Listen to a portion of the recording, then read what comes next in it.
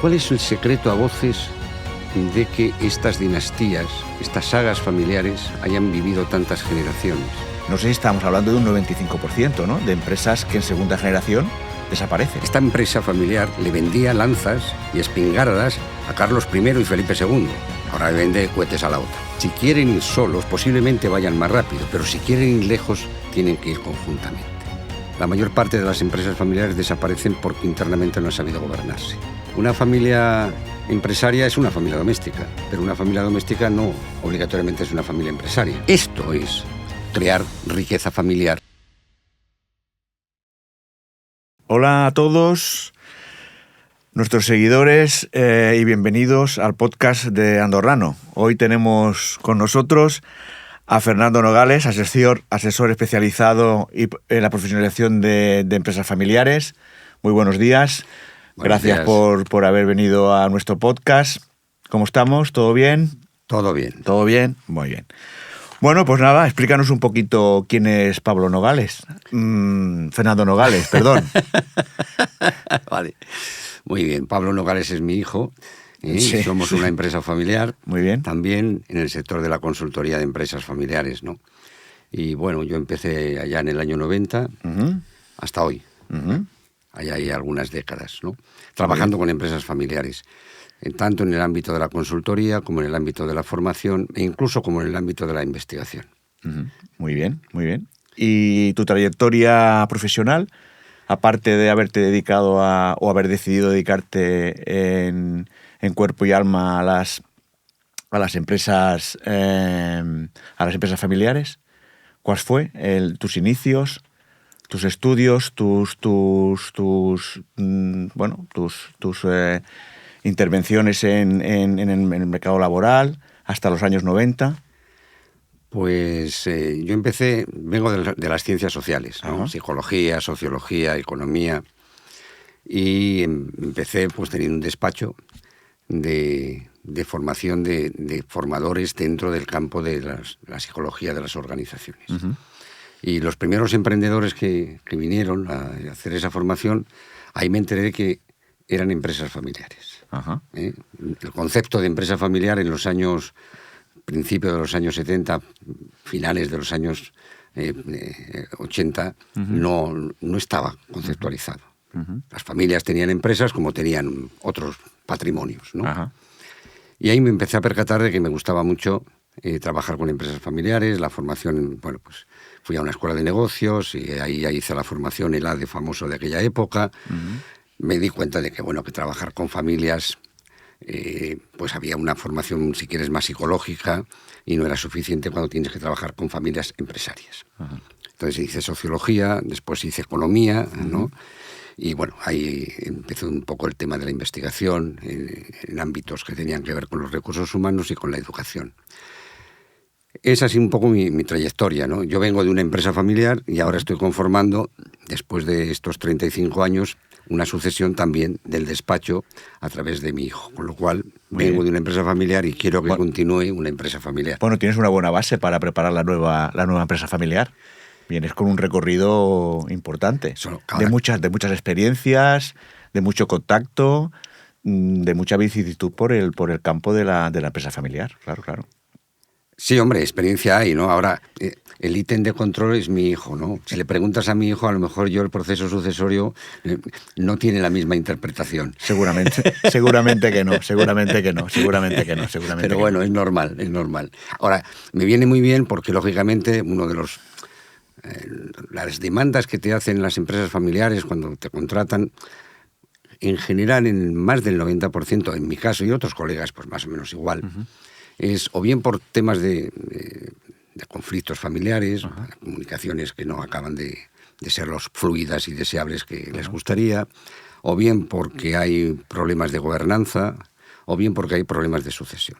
Son esos tres, diríamos, servicios los que más normalmente demanda una empresa familiar. Exactamente. Pero yo creo que la empresa familiar espera muy al límite para contratar un servicio como que das tú. Yo creo que eso tendría que contratar antes de llegar a esas situaciones, ¿no?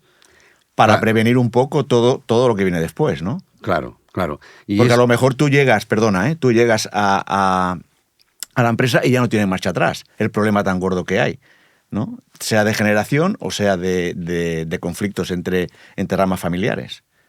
Claro, porque se da la paradoja de que en las familias empresarias, pues todo el esfuerzo, toda la atención tenemos que ponerla en la empresa, y es hasta cierto punto comprensible, porque cuando empiezas de cero, pues todo el esfuerzo es poco y todos los recursos son pocos, ¿no?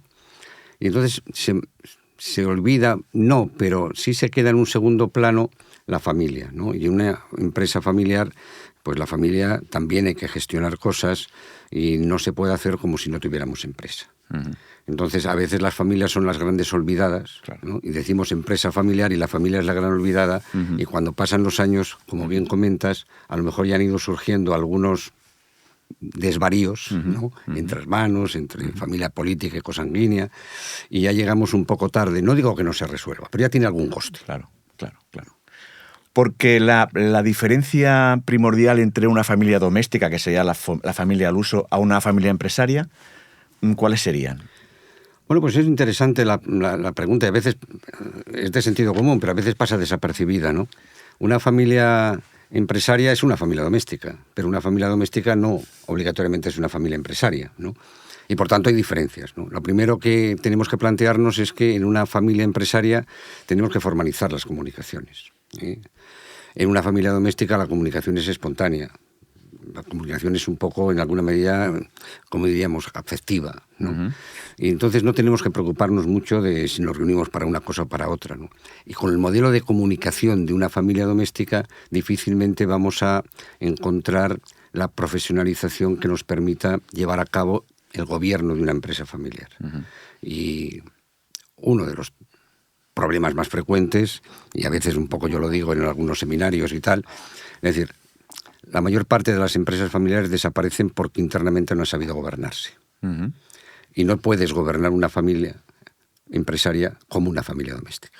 Claro. Porque hay una autoridad, la de los padres, y ahí termina. Claro. ¿No? Y normalmente una familia doméstica, pues la medida que los hijos van cumpliendo años, terminan la formación académica, buscan su vida, se hacen independientes, claro, y ahí, bueno, y se pierde el lazo. Claro. Sin embargo, aquí en una familia empresaria hay una estrategia común, uh-huh, a veces incluso una dependencia económica común. Claro. Y por tanto, esos objetivos no lo tiene una familia doméstica. Claro. Que rondando los 30 años, pues los hijos hacen su vida y los padres, pues ya está, ¿no? Claro. Aquí no se pierde el lazo de unión, o cuesta mucho más perderlo, porque les unen muchísimas más cuestiones aparte de la familiar. Total. Y es importante diferenciar lo que somos una familia doméstica y una familia empresaria. Porque si no aprendemos a gobernarnos internamente, esa familia, cuando sobre todo los padres ya no estén, que fueron los fundadores de la empresa, va a ser difícil que con ese modelo de comunicación de padres e hijos entre hermanos sea eficiente. Claro. Y normalmente no lo es. Por eso se produce, y tú haces mucho hincapié normalmente, en que la segunda generación es cuando realmente la empresa se destruye, que de segunda generación no pasan la inmensa mayoría de empresas familiares. Ese es un punto muy recurrente, porque no sé si estamos hablando de un 95%, ¿no?, de empresas que en segunda generación desaparecen por el mal uso o por la mala comunicación o por lo que estabas diciendo hasta ahora. Desgraciadamente, en la segunda generación hay un porcentaje de mortandad de empresas familiares muy alto. Claro, los que pasan esa segunda generación, la generación de hermanos, y pasan exitosamente, hombre, alguna puede caer en la tercera generación, sí, pero normalmente no es que caiga la empresa, no es que desaparezca la empresa en tercera generación, se vende, ¿no? No ha habido conflictos, pero tampoco ha habido suficiente unión familiar, uh-huh, ¿no? Y el tema de la unión familiar es uno de los temas de gestión que se olvida en las empresas familiares. Uh-huh. Eso de la gestión de cuestiones blandas y cuestiones duras, uh-huh, pues el tema de lo familiar se entiende como una gestión blanda. Bueno, somos padres, somos hermanos, vamos a acabar entendiéndonos. Bueno, eso es un... No necesariamente. Claro. Ya. Bueno, pues al hilo de lo que me estás explicando, es importante dar responsabilidad a los hijos o al futuro heredero en compromiso, en orden, en disciplina, en hacerlo vincular lo más pronto posible hacia la empresa, o el hijo tiene que hacer una educación paralela a la que se realiza en la empresa? Esa pregunta que me dices, José Antonio, muchas gracias, porque es muy importante. A ver, ¿por qué fallan las empresas familiares ya en segunda generación? ¿Dónde está la causa de la mortandad? Hay una palabra que es esencial y hay que entenderla, que es el tema de propiedad. Y tenemos que diferenciar en que ser heredero de una empresa se nace. Ser accionista se hace. Claro. Esa es la diferencia. Es una diferencia. Y cuando decimos ser accionista se hace, es porque el concepto de propiedad, el de ser propietario, el de ser accionista, implica una formación, implica un entender que tienes, por supuesto, una serie de derechos, pero también tienes una serie de obligaciones. Y en este caso a veces te encuentras con familias, que yo las llamo un poco así, bueno, diríamos que por meterme con ellas, el concepto de familias, bueno, pues que son funcionarias.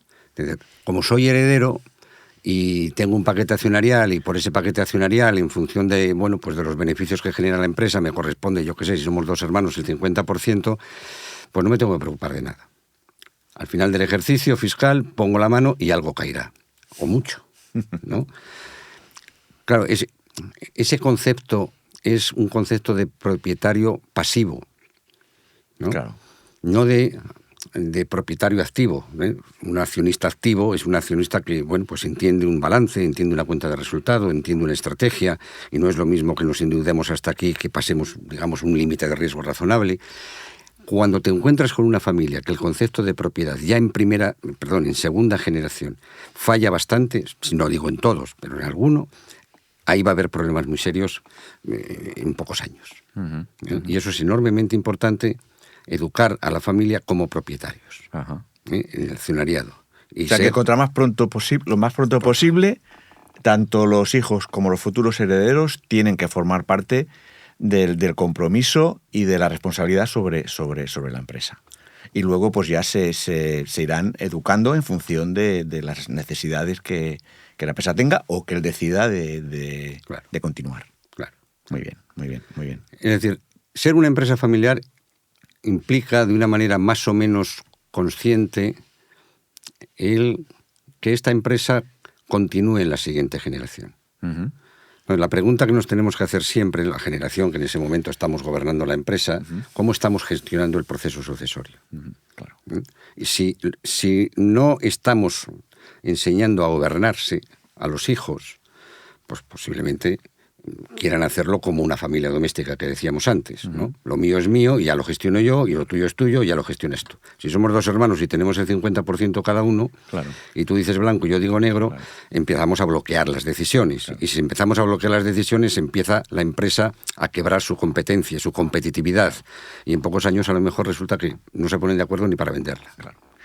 Bueno, siguiendo con el hilo, para evitar esas circunstancias límite que tú me estás explicando, yo creo que es muy importante el que la empresa familiar tenga una fuerte entidad colectiva, ¿no? Y una buena comunicación. Cierto. Entonces, eso nos lleva a que hay que hacer un entrenamiento o unas reuniones entre familiares de diferentes ramas familiares, sean ramas familiares, la familia política, las nuevas generaciones, que todos se reúnan o en reuniones lúdicas de comidas o tal, o en reuniones ya más oficiales para hablar de temas de la empresa. Eso es importante. Hacerlo lo más pronto posible también, me imagino, para no llegar a las situaciones estas que me estabas comentando tú, ¿no? Claro. Porque aparte de los 2 hijos que tú me dices que tenían 50 y 50, luego hay las mujeres de estos hijos, los hijos de estos matrimonios, y claro, todos esos tienen que empaparse de lo que es la empresa. Y entonces hay que hacer un trabajo bastante importante en esas reuniones o en esas reuniones lúdicas, ¿no? 2 palabras o 2 cuestiones que me comentas, ¿no? Por una parte, la identidad como familia empresaria, ¿sí? una familia empresaria que no tiene una identidad muy cohesionada entre ellos se va fragmentando con el paso del tiempo. Y nadie quiere pertenecer a una entidad que no le identifica. Claro. ¿Sí? Entonces esto es importantísimo no olvidarlo, ¿no? La otra cuestión es el tema de la formación. Una familia, si se forma, la formación te permite un acto de gobierno. Sin formación no puedes gobernarte. Esto es fundamental, ¿no? Y es un tema además estratégico, ¿no? Por eso necesitamos que los propietarios se formen para saber gobernarse internamente. Porque van a tener que tomar decisiones, y esas decisiones sin formación, pues posiblemente sean más desde el interés propio, porque no hay una identidad colectiva, que desde el propósito común. Eso te lleva un poco al suicidio lento de que cada uno priorice sus intereses con respecto a ese propósito común. Y tenemos que a los hijos enseñarles a tener un propósito común. Si quieren ir solos, posiblemente vayan más rápido, pero si quieren ir lejos, tienen que ir conjuntamente.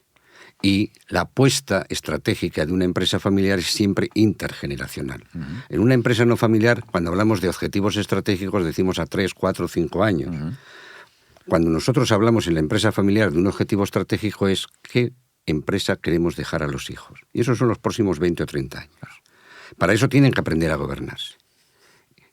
Y si tienen gobierno, ese es el mejor activo. Lo demás viene por añadidura. Claro. Entonces, el problema,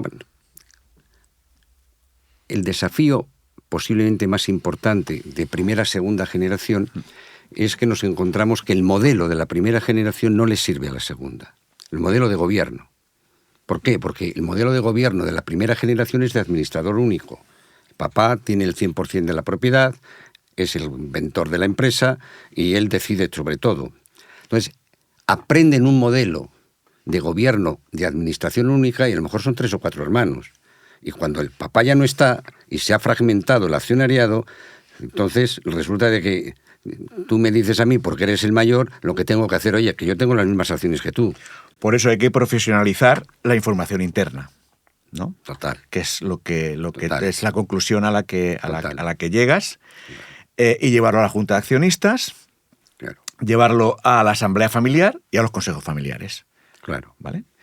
Y aquí me surge una pregunta importantísima, que es la de los consejos familiares, que son una palabra muy bonita, pero ¿cómo se crean esos consejos? ¿Cómo tú haces esto, tú haces lo otro, tú dices, tú convocas, tú...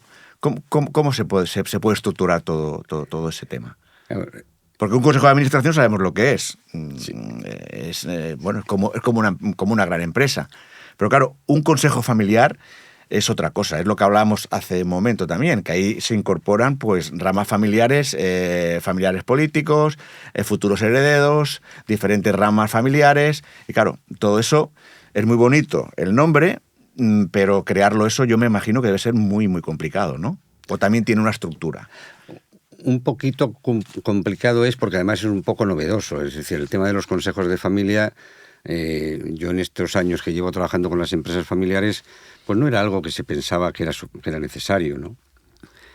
El consejo de familia es la voz de la familia, ¿sí? El consejo de familia tiene funciones completamente distintas al consejo de administración, ¿sí? Es el responsable, el consejo de familia, de crear las normas de gobierno interno, eso que llaman protocolos familiares. Es el responsable de educar a la familia como familia empresaria. Esto el consejo de administración, no digo que no tenga nada que decir, pero no es su función. Es el responsable de generar, digamos, una riqueza familiar y no solamente una competitividad empresarial. Entonces, el ahorro que se genera como consecuencia de los beneficios de la empresa familiar, que no se malgaste, ¿no? Es el responsable del proceso sucesorio. El proceso sucesorio no lo define el Consejo de Administración, es un tema de familia y lo elige el Consejo de Familia. El Consejo de Administración tiene cosas que decir, pero no lo decide, ¿no? Entonces esas funciones, esas 4 o 5 funciones, es importantísimo que también sean la familia capaz de entender que tiene que profesionalizarse, que ser consejo de familia tiene como componente del consejo de familia un perfil distinto a ser consejero de administración, que es más de estrategia, que es más de competitividad, que es más de estudios de mercado, todo. Bueno, sí, claro, sí. ¿me entiendes? Entonces, esa es otra de las tesituras de la segunda generación, que normalmente te encuentras que esos 3 o 4 hermanos también están en el equipo de gerencia, también están en el consejo de familia, también están en la junta de socios. Eso es a lo que yo me refería. Con lo cual, son las mismas personas que se reúnen, si quieres, en mesas diferentes, pero que entre ellos son incapaces de cambiarse el gorro. Y por eso siempre decimos que una estructura de gobierno en una empresa familiar, en primer lugar, es más compleja. En segundo lugar, es más larga. Pero falta esa profesionalización. Por eso siempre les digo a los fundadores, por favor, empezar a formaros una estructura de gobierno completa. Cuando reunéis como consejos de familia es para tocar temas de familia, que tienen que ver con la empresa, sí, pero temas de familia. Yo quiero que mi hijo entre a trabajar en la empresa. Pues yo quiero también, dice su hermano, que mi hija entre a trabajar en la empresa. Sí, pero nada más podemos meter a una persona. Bueno, ¿y quién entra? ¿El tuyo o el mío? ¿Y por qué el tuyo y no el mío? Si tienen una formación similar y tienen un perfil para el puesto que también es similar. ¿Quién decide ahí? El Consejo de Administración le trae un poco sin cuidado que sea A o B, porque cumplen el perfil para el puesto. Que decida el Consejo de Familia en función de las normas de gobierno, la política familiar, quién se queda.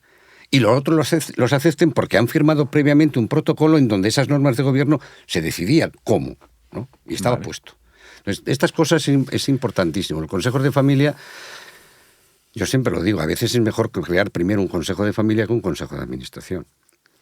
Porque si la familia no está profesionalizada como familia empresaria, el consejo de administración, más pronto o más tarde, la familia va a empezar a poner zancadillas. Ya. Porque esta es otra cuestión fundamental. En una empresa no familiar hay una estrategia de empresa. En una empresa familiar hay una estrategia de empresa, sí, pero también una estrategia de familia. Claro. ¿Cuáles son los objetivos que quieren los familiares, que son los accionistas, conseguir con el hecho de tener una empresa? Eso en una empresa no familiar me importa un pepino. Yo soy el presidente del Consejo de Administración, soy presidente de Telefónica, tú tienes ahí un paquete de acciones y lo que te interesa es que den el máximo beneficio al final del ejercicio económico. Y no te preocupas si los accionistas entre ellos se llevan bien, mal, no, porque lo tuyo es ganar dinero. Claro. En una empresa familiar no es suficiente. Por eso cuando se dice si la empresa va bien, la familia va bien, eso es un mito. Que he visto en muchas empresas que no es verdad. Claro. Tiene algo de verdad, pero no siempre. Claro. ¿No? Entonces estas son reflexiones que es importante que los fundadores tomen conciencia y los hijos tomen conciencia. La forma de gobernarse en la siguiente generación no va a ser la heredada por el padre, claro, porque no necesitaba gobierno, se administraba él. Pero el consejo familiar debe de formarlo el fundador antes de irse de la empresa para decidir qué parte tiene cada uno.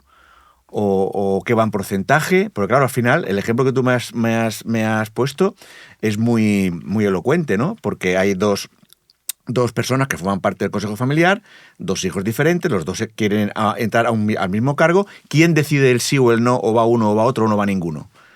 El consejo de familia, siempre y cuando se cumpla el perfil del puesto.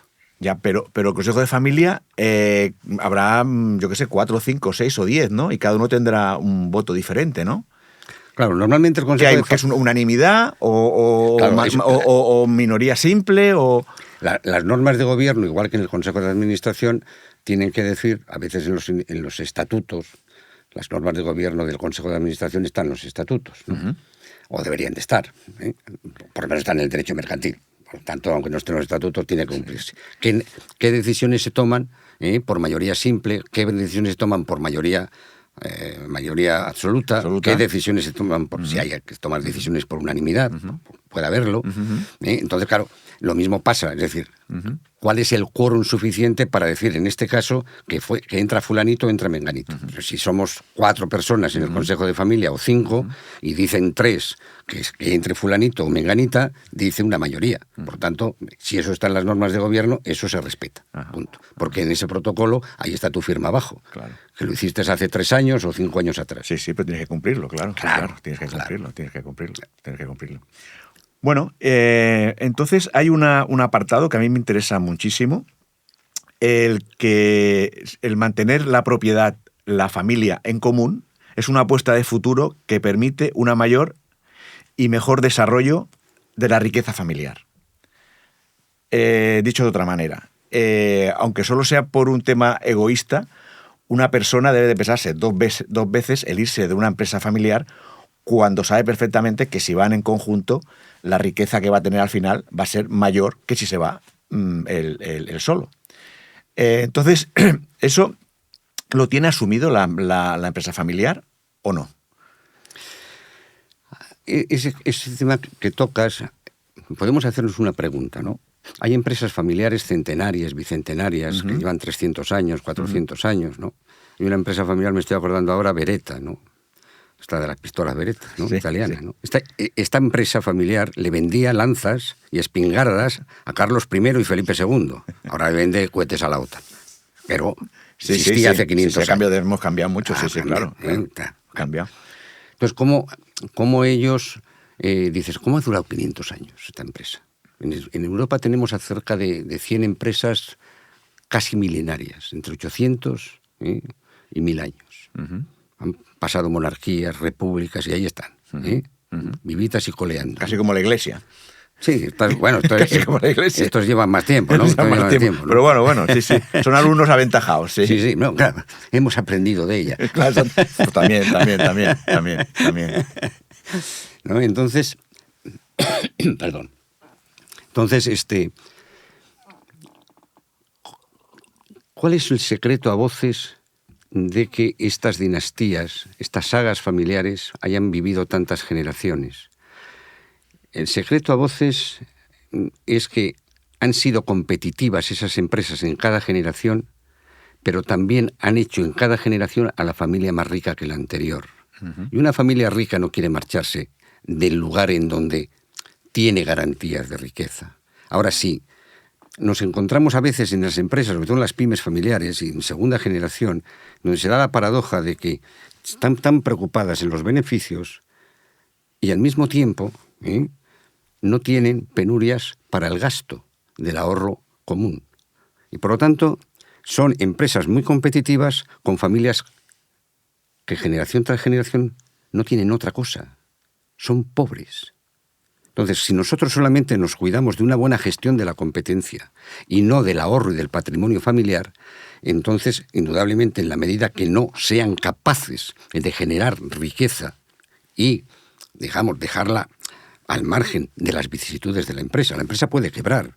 Yo tengo una empresa, por ejemplo, tuve una empresa aquí en Zaragoza, creo que te comentaba, pues que tiene una empresa de un sector importante y, sin embargo, el fundador siempre dijo que en paralelo a la competencia de la empresa quería un patrimonio, una sociedad patrimonial que garantizara la riqueza de la familia. Una de las empresas quebró. El patrimonio sigue ahí. La familia sigue igual de rica, no, más rica. Y a veces, por vicisitudes externas, la empresa puede quebrar o se puede vender. Si se vende, se mete en la sociedad patrimonial. Lo importante es que, por eso decía antes lo de la propiedad, ¿no? Que tengamos un concepto de la propiedad que garantice la riqueza de la familia. Y eso tenemos que hacerlo desde muy temprana edad, en los niños. Claro. Es que eso es lo que nos hace que haya continuidad tanto de la familia como de la empresa familiar. Claro. El hecho de pertenecer a una familia que realmente te está compensando el pertenecer a ella. Porque se han hecho un trabajo bien hecho y han sabido separar lo que es una cosa de la otra. No tiene nada que ver el patrimonio de la familia con los beneficios o con la cuenta de resultados de la empresa. Y esa mentalidad, José Antonio, es muy importante. Yo más de una vez, ahora ya menos, pero en los años 90, pues cuando tienes ya confianza con la familia, que llevas con ellos trabajando un tiempo, lo que sea, para eso te han contratado, pues resulta que le preguntas oye, señor Manuel, le compro la empresa. Me llevo muy bien con la familia Botín, una empresa familiar, el Santander, y tengo crédito. ¿Cuánto vale su empresa? Pues 5 millones. En aquellos años todavía eran 30 millones de pesetas. Sí, ¿no? sí. 30 millones de pesetas. ¿Solamente tiene la empresa? No, hombre, no. Después de 40 años, pues yo... Ojo, pues sí, comprar un terreno aquí, allí he comprado un apartamento, luego en el pueblo pues tengo la herencia de mi padre, mi mujer también pues tiene allí unos terrenos, unas casas, las tenemos alquiladas. ¿Cuánto vale todo ese patrimonio que usted no está adherido a la empresa? Se lo compro. También el botín me deja, me llevo muy bien con la botina, ¿no? En plan así un poco de broma y tal. Sí. Y a veces te encontrabas de que el valor de la empresa era importante, pero el valor del patrimonio que había ido invirtiendo en pequeños terrenos, bajos, parkings, toda esa serie de cosas, ¿no? Sí. Un apartamento en la playa, claro. Valía más. Claro. ¿Y qué va a hacer usted con el patrimonio familiar? Bueno, pues cuando me muera, pues lo reparto. O sea, que el patrimonio más valorado que la empresa, usted lo divide. Claro. Y el que menos, lo mantiene unido. Claro. ¿No le parece a usted un poco un contrasentido? Entonces, cuando les hacíamos reflexionar así, y lo lográbamos, no siempre, lo lográbamos, entonces se creaba una sociedad patrimonial aneja a las vicisitudes de la empresa. Esto es crear riqueza familiar y al mismo tiempo, lógicamente, lograr que la empresa sea competitiva. Por supuesto. Sí, no, yo creo que hay que separarlo y profesionalizarlo también, que es la manera de pasar beneficios de la empresa a tu patrimonial. Para que los pertenecientes a la familia tengan esa fuerza, por supuesto. Y luego el tema de una vez la patrimonial está ya la hemos generado, que hay que diversificar inversión o hay que hacer unas inversiones fuera de lo que es el sector a lo que nos dedicamos nosotros, o eso hay que dejarlo en manos de gente que nos asesore, o podemos hacerlo nosotros directamente. Hombre, como poder podemos hacerlo, pero me refiero qué es lo más conveniente para eso. Lo más conveniente es que alguien de la familia se vaya especializando en inversiones. Si se crea una sociedad patrimonial, hombre, desde el punto de vista fiscal es importante que haya un mínimo de capital, porque si no es un coste fiscal alto, ¿no? Pero bueno, dejando a un lado el tema de la fiscalidad, me voy más al concepto.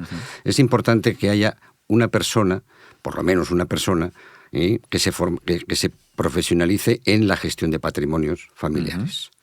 Las grandes empresas tienen sus family office. La oficina familiar, ¿no? Que no solamente lleva la gestión del patrimonio, sino lleva la gestión de los intereses de cada rama familiar, que pueden ser para ellos un reaseguramiento. Por ejemplo, pues tengo que sacarme un plan de pensiones privado, tengo que sacarme un plan de accidentes, ¿no? Un seguro de accidentes, un seguro de enfermedad, ¿no?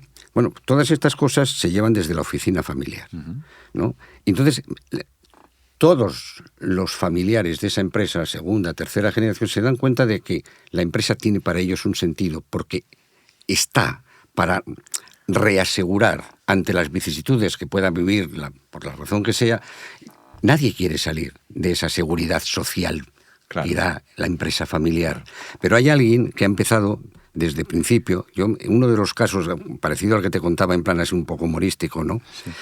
El padre se jubiló y dijo, pues voy a poner todo ese patrimonio que lo tengo ahí desatendido, voy a empezar a gestionarlo. Creó la sociedad patrimonial y empezó a gestionar. Y entonces empezó a darse cuenta de que algunos pisos que los tenía mal alquilados, pues empezó a rentabilizarlos más. Empezó a darse cuenta de que podía hacer otras inversiones que no se había atrevido. Por ejemplo, se había atrevido, en este caso que me estoy acordando, a meter un paquete, un capital en otra empresa familiar pequeña, bueno, porque le gestionaba y estaba rentándole más, ¿no? Pero no se había atrevido pues a meter en bolsa, no se había atrevido a comprar oro, ni siquiera había pensado, ¿no? Entonces empieza a tomar conciencia de que la gestión del patrimonio familiar, si se profesionaliza un poco, asegura mucho a la familia.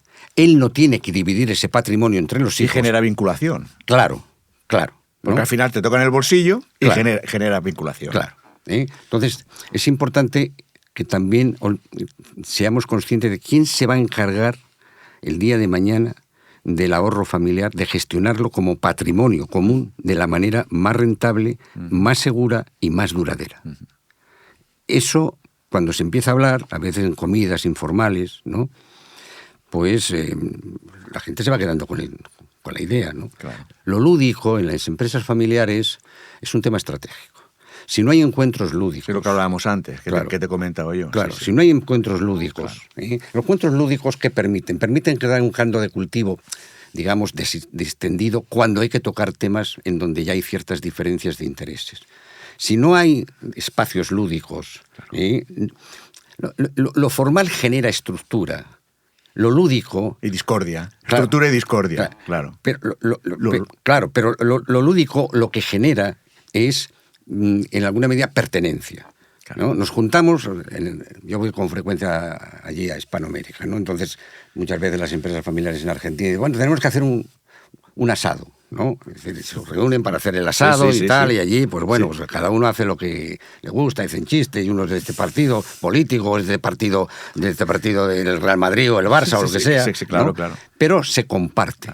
Se comparten primos. Se genera buen rollo, como diríamos ahora, ¿no? Cuando tú generas ese buen rollo, claro, pero ha llegado el momento de tocar en serio algún tema delicado, claro, en ese contexto se puede tocar. Si no, es difícil que tú juntes a un consejo de familia cuando la tensión se masca. Claro. Lo que puede salir de ahí, aquello de... Tiros. ¿No? Claro. Muy bien.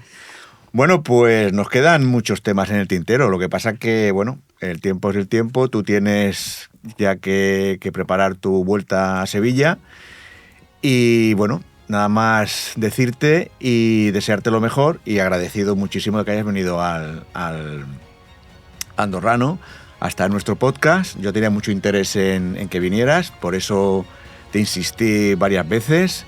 Gracias por la invitación. Y bueno, pues supongo que toda la información que os ha dado Fernando os haya servido, porque es un tema muy, muy interesante y no se puede olvidar nunca que las grandes empresas han sido y han empezado siendo empresas familiares. Que vaya muy bien, muchas gracias y hasta el próximo podcast.